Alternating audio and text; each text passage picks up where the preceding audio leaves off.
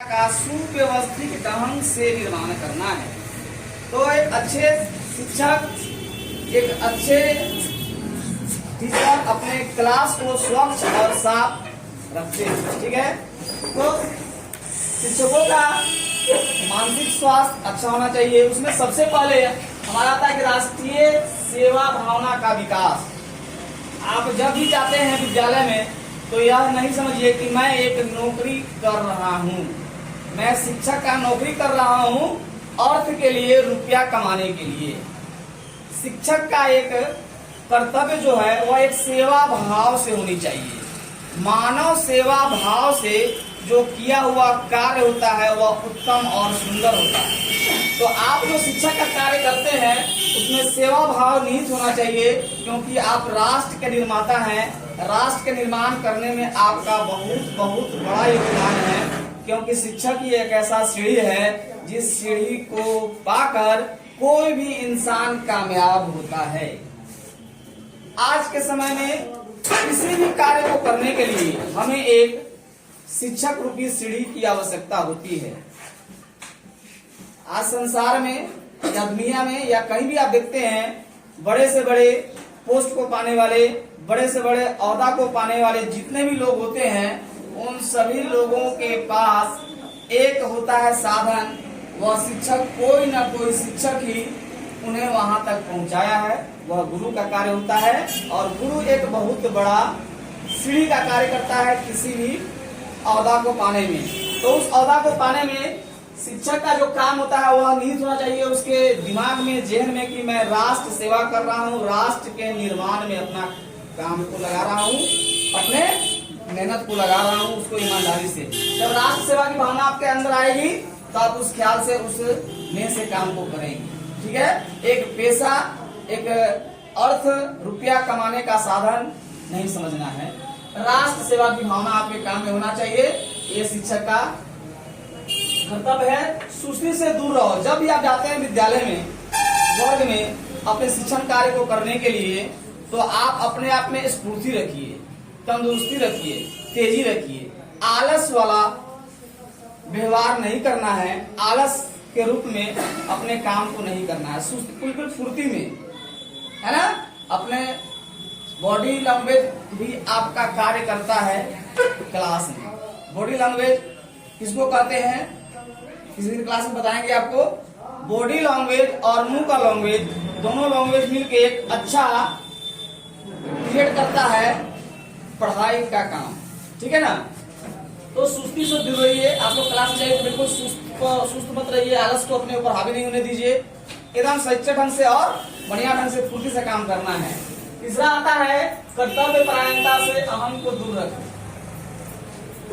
मैं अच्छा शिक्षक हूँ और मुझसे अच्छा कोई नहीं पढ़ाता है, मैं बहुत टैलेंटेड हूँ, यानी कि अपने अंदर कोई अहम नहीं रखना है।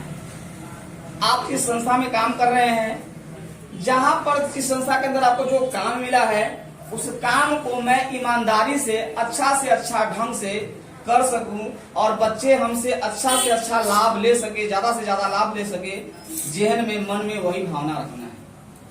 अहम की भावना कभी नहीं लाना है। शिक्षक को कभी अहम नहीं आना चाहिए, उसको अहम कभी नहीं होना चाहिए।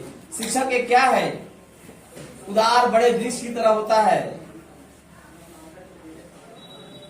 अपने छांव में सभी को रखता है। शिक्षक को तो हमारे यहाँ भारतवर्ष में भगवान का रूप दिया गया है। भगवान क्या, गुरु गोविंद दोनों खरे हो, काके लागू पाओ, बलिहारी गुरु,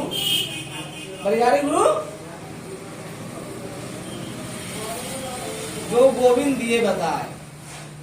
कहने का मतलब है कि तुलसीदास जी लिखे हैं कि अगर भगवान और गुरु सामने अगर खड़े हो जाएं तो आपको सबसे पहले गुरु को नमन करना है। भगवान बोलते हैं, ये हमारे धार्मिक किताबों में लिखा हुआ है कि ईश्वर से भी बड़ा उपाधि गुरु को दिया गया है। अगर ईश्वर और गुरु दोनों साथ में खड़े हैं तो सबसे पहले आपको अपने गुरु को नमन करना है। ये हम नहीं, हमारा धार्मिक किताब है, यानी कि हमारा धर्म कहता है। तो हमें अपने काम में अहम नहीं रखना है, और जो महान वही होता है जो दूसरे के लिए रहता है, दूसरे को देता है, दूसरे के लिए जीता है, दूसरे के लिए मरता है। और गुरु का तो कर्तव्य बहुत महानता का है। गुरु का बखान कर्तव्य ही पुरस्कार है। आप अपने कर्तव्य को हमेशा पुरस्कार समझिए। जब मैं शिक्षक के पेशे में रहूं तो हमारा जो कर्तव्य है, जो हमारा कार्य है, जो हमारा नियम है, उसको हम परिपूर्ण रूप से पूरा अच्छे ढंग से कर सके, यही विचार रखना है अपने मन में। यह एक सच्चे गुरु का या सच्चे शिक्षक का बात होती है। अपनों को विद्यार्थी संघ और छात्रों से प्रेम करो। कभी भी यही समझिए, छात्र किसको कहते हैं? सीखने वाला छात्र और सिखाने वाला गुरु होता है। तो आप हमेशा सीखने वाला बनिए, सिखलाने वाला नहीं। आप शिक्षक के पोस्ट पर जाते हैं, शिक्षक के पद पर भी कार्यरत हैं, फिर भी वहां भी यह चेष्टा करना है, यह कोशिश करना है कि हमको और अच्छा से अच्छा सीखना है, और ज्यादा सीखना है, और उसको सीख कर अपने बच्चों के बीच में लाना है। हमेशा सीखना है, हमेशा सीखना है, हमेशा सीखना है। विद्यार्थी के रूप में रहकर सीखने का प्रयास कीजिए, और हमेशा अपने छात्रों के साथ प्रेम स्नेह का व्यवहार रखना है। खासकर एनटीटी के कोर्स को करने के बाद यदि आपको सेवा करने का मौका मिलेगा तो ऐसे ऐसे बच्चों से, ऐसे ऐसे परिवेश से आए हुए बच्चों से आपकी मुलाकात होगी, या आपका समायोजन होगा जिसमें कि आपको उसके साथ मिलकर, उसके व्यवहार को देखकर, उसके विचार को देखकर, उसमें समावेश करके उसको पढ़ाना होगा। और शिक्षक का सबसे बड़ा शक्ति धैर्य होता है। धैर्य कैसे? थोड़ा सा छोटा सा उदाहरण।